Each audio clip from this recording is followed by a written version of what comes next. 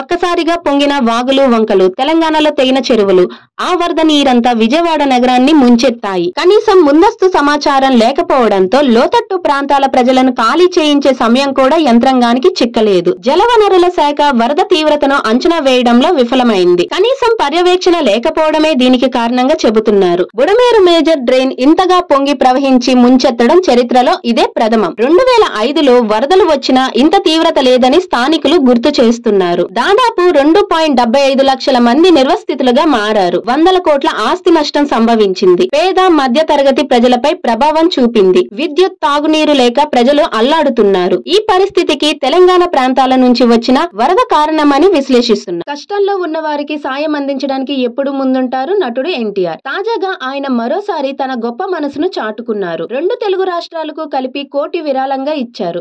ఈ మేరకు తన ఎక్స్ లో పోస్ట్ పెట్టారు. 2 తెలుగు రాష్ట్రాల్లో ఇటీవల కురిసిన భారీ వర్షాల వల్ల కలిగిన వరద బీభత్సం నన్నెంతగానో కలిచివేసింది. అతి త్వరగా ఈ విపత్తు నుంచి తెలుగు ప్రజలంతా కోలుకోవాలని నేను దేవుడిని ప్రార్థిస్తున్నాను. వరద విపత్తు నుంచి ఉపశమనం కోసం 2 తెలుగు రాష్ట్రాల ప్రభుత్వాలు తీసుకునే చర్యలకు సహాయపడాలని నా వంతుగా ఆంధ్రప్రదేశ్, తెలంగాణ ముఖ్యమంత్రుల సహాయ నిధికి చెరొక 50 లక్షలు విరాళంగా ప్రకటిస్తున్నానని తెలిపారు. ప్రభాస్ హీరోగా నాన్ అశ్విన్ తెరకెక్కించిన కల్కి 2898 AD ప్రభంజనం సృష్టించింది. తాజాగా ఈ సినిమాను రామ్ చరణ్ ప్రశంసించారు. నిర్మాతలకు ఒక నోట్ పంపారు. కల్కి చూసిన ఆయన ఈ సినిమా అద్భుతమని ప్రశంసించారు. నిర్మాతలకు పుష్పగుచ్చాలు పంపారు. వీటితో పాటు కల్కి చూసిన అనుభవాన్ని మర్చిపోలేం, అదో అద్భుతం, టీమ్ కు అభినందనలు అని రాసిన నోట్ ను పంపారు. దీంతో రామ్ చరణ్ కు థ్యాంక్స్ చెబుతూ స్వప్నదాత్ ఆయన పంపిన నోట్ ను పంచుకున్నారు. లవ్ ది లవ్ అనే క్యాప్షన్ పెట్టారు. కృష్ణా నదికి వరద ఉధృతి కొనసాగుతుంది. ఆదివారం ఉదయం నుంచి రాత్రి గంటల వ్యవధిలోనే రెట్టింపు వరద పోటెత్తింది. సోమవారం కూడా అదే ఒరవడి కొనసాగింది. ప్రకాశం బ్యారేజీ వద్ద గంటకు వరద మట్టం పెరిగి ఆందోళనకు గురిచేసింది. బ్యారేజీకు దిగువన ఎగువన పలు గ్రామాలను అధికారులు ఖాళీ చేయించారు. సోమవారం మధ్యాహ్నం 11,43,201 క్యూసెక్ల ప్రవాహం నమోదైంది.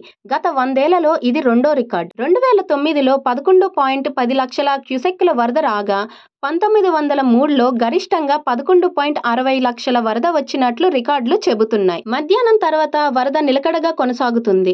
మున్నేరు, కీసరా నుంచి ఆదివారం 2.50 లక్షల క్యూసెక్ల వరద రాగా సోమవారం తగ్గిపోయింది. ప్రకాశం బ్యారేజ్ వద్ద రెండో ప్రమాద హెచ్చరిక కొనసాగుతుంది. నదిలో నుంచి ప్రవాహం సముద్రంలోకి సజావుగా వెళ్లడానికి అమావాస్య అడ్డంకిగా మారింది. సముద్రపు పోటు ఎక్కువగా ఉండడంతో నదిలో నీరు వెనక్కి తన్నుతుంది. వినాయక చవితి రోజు mega power star Ram Charan అభిమానుల్లో మరింత జోష్ నింపేందుకు గేమ్ చేంజర్ చిత్ర మేకర్స్ సిద్ధమయ్యారు. ఈ నెల 7న సినిమా విడుదల తేదీతో కూడిన పోస్టర్ ను పంచుకునేందుకు డైరెక్టర్ శంకర్ ప్లాన్ చేస్తున్నట్లు తెలుస్తుంది. కాగా టీజర్ కూడా ఈ నెల చివర్లో రిలీజ్ అవుతుందని, డిసెంబర్ 20న గేమ్ చేంజర్ థియేటర్ లో విడుదలవుతుందని సినీ వర్గాలు పేర్కొన్నాయి. తెలుగులో బిగ్ బాస్ 8వ సీజన్ గ్రాండ్ గా మొదలైంది. 14 మంది, అది కూడా జంటలుగా ఈసారి హౌస్ లో అడుగు పెట్టారు. వీళ్ళలో జనాలకు తెలియని వాళ్ళే ఎక్కువ ఉన్నారు. కొందరు సీరియల్ హీరోయిన్లతో పాటు యాంకర్ విష్ణుప్రియ కాస్త కూస్త జనాలకు తెలియవచ్చు. ఈ సీజన్ లో one of the promising contestant అయిన విష్ణుప్రియ గతంతో ఇదే షోపై ఊహించిన కామెంట్స్ చేసింది. అసలు షో కాన్సెప్ట్ నచ్చదని, కోట్లు ఇచ్చినా వెళ్ళనని చెప్పింది. ఆ వీడియో ఇప్పుడు మరోసారి వైరల్ అవుతుంది. బిగ్ బాస్ 4 అంటే 2020 సీజన్ చివరికొచ్చేసరికి ఓ యూట్యూబ్ ఛానల్ వాళ్ళు ఓ ప్రోగ్రామ్ లో కనిపించిన యాంకర్ విష్ణుప్రియని బిగ్ బాస్ షోపై అభిప్రాయం అడిగారు. దీంతో షో గురించి నిజాలు చెప్పేసింది. కొట్టుకోవడాలు, తిట్టుకోవడాలు, ఎలిమినేషన్ ఇవన్నీ అస్సలు నచ్చవని, అసలు ఇలాంటి షోనే ఎంకరేజ్ చేయనని చెప్పింది. పాకిస్తాన్ స్టార్ క్రికెటర్ బాబర్ అజం గడ్డుకాలాన్ని ఎదుర్కొంటున్నాడు. అతడు టెస్ట్ లో హాఫ్ సెంచరీ మార్కును అందుకొని 20 నెలలు దాటింది. కనీసం స్వదేశంలో బంగ్లాదేశ్ తో టెస్ట్ సిరీస్ లోనైనా బాబర్ తన రిధం ను పొందుతాడని అంతా ఆశించారు. కానీ బంగ్లా సిరీస్ లో కూడా బాబర్ తీవ్ర నిరాశపరిచాడు. 2 టెస్టుల్లోనూ ఆజం దారుణంగా విఫలమయ్యాడు. ఈ క్రమంలో బాబర్ ఇంటా బయట తీవ్ర విమర్శలు ఎదుర్కొంటున్నాడు. ఈ నేపథ్యంలో పాకిస్తాన్ మాజీ సెలెక్టర్ మహమ్మద్ వసీం అజం ను ఉద్దేశించి సంచలన వ్యాఖ్యలు చేశాడు. బాబర్ చాలా మొండి, పట్టుదల గలవాడని, అతడితో పనిచేయడం కష్టమని వసీం చెప్పుకొచ్చాడు. కాగా 2023 వన్డే ప్రపంచ కప్ లో ఘోర వైఫల్యం తర్వాత పాక్ జట్టును అన్ని ఫార్మేట్ల కెప్టెన్సీ నుంచి ఆజం తప్పుకున్నాడు. అయితే T20 వరల్డ్ కప్ 2024 ముందు తిరిగి మళ్లీ పాక్ వైట్ బాల్ కెప్టెన్సీ బాధ్యతలను బాబర్ చేపట్టాడు. కానీ అక్కడ కూడా తన మార్కును చూపించలేకపోయాడు. ఘోర ప్రదర్శనతో గ్రూప్ స్టేజ్ లోను పాక్ ఇంటి ముఖం పట్టింది. విజయవాడ నగరానికి ఒకవైపు బుడమేరు ఉంటే మరోవైపున కృష్ణా నది ప్రవహిస్తుంది. వాటి ప్రవాహ మార్గాలు వేర్వేరు, కలిసే అవకాశమే లేదు.